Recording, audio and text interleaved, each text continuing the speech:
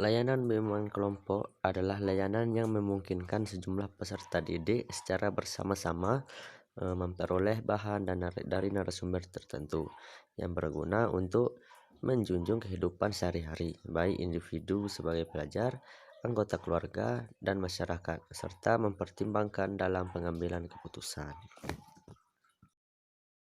Selanjutnya yaitu standar prosedur operasional berkelompok. Yang pertama yaitu ada perencanaan, kemudian pelaksanaan, evaluasi, kemudian ada analisis hasil evaluasi. Yang kelima yaitu tindak lanjut dan laporan. Kemudian yaitu ada rencana pelaksanaan layanan bimbingan kelompok atau RPL. Nah, rencana pelaksanaan layanan bimbingan kelompok yaitu merupakan perangkat yang terus yang harus disusun oleh guru BK sebelum melaksanakan layanan bimbingan kelompok. Nah, dikembangkan sesuai topik yang telah dirumuskan dan hasil identifikasi kebutuhan peserta didik dalam aspek pribadi, sosial, belajar, dan karir. RPL bimbingan kelompok sekurang-kurangnya memuai identitas, topik, komponen layanan, bidang layanan, waktu, metode, mungkin teknik, media, sumber bacaan, uraian, kegiatan, dan juga evaluasi. Selanjutnya yaitu tahapan dalam bimbingan kelompok. Terdapat 4 tahapan bimbingan kelompok, yaitu 1. Pembukaan, 2. Transisi, yang ketiga inti, dan yang keempat yaitu penutupan. Jadi di dalam tahap bimbingan kelompok itu terdapat 4 tahap itu.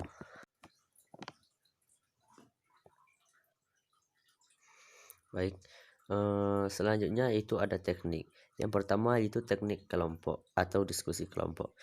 Metode diskusi kelompok yang suatu cara penyajian bahan pelajaran di mana seorang guru memberi kesempatan kepada siswa atau kelompok siswa untuk mengadakan percakapan guru, mengumpulkan pendapat, membuat kesimpulan atau menyusun berbagai alternatif pemecahan atas masalah. Yang kedua itu ada sosiodrama atau bermain peran. Nah, sosiodrama atau permainan peran ini, konseli atau setiap anggota kelompok akan diajak untuk melakukan serangkaian peran yang mencerminkan kehidupan nyata atau perilaku sosial yang menjadi kepedulian bersama setiap anggota. Dari peran yang dimainkan dilakukan diskusi dan pembahasan secara mendalam untuk mendapatkan insight sehingga menjadi bahan pembelajaran sekaligus refleksi bagi setiap anggota.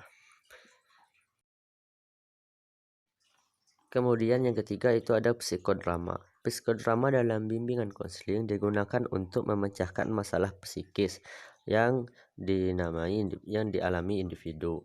Psikodrama merupakan permainan peran yang dimasukkan agar individu yang bersangkutan dalam memperoleh pengertian lebih tentang dirinya dapat menemukan konsep pada dirinya, menyatakan kebutuhannya, dan menyatakan reaksinya terhadap tekanan-tekanan yang ada pada dirinya.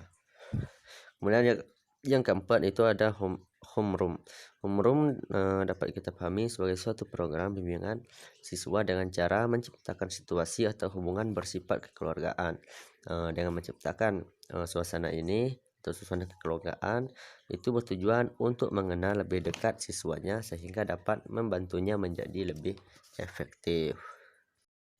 Baik, hanya ini yang saya dapat sampaikan. Semoga bermanfaat. Akhir kata saya tutup dengan wassalamualaikum warahmatullahi wabarakatuh.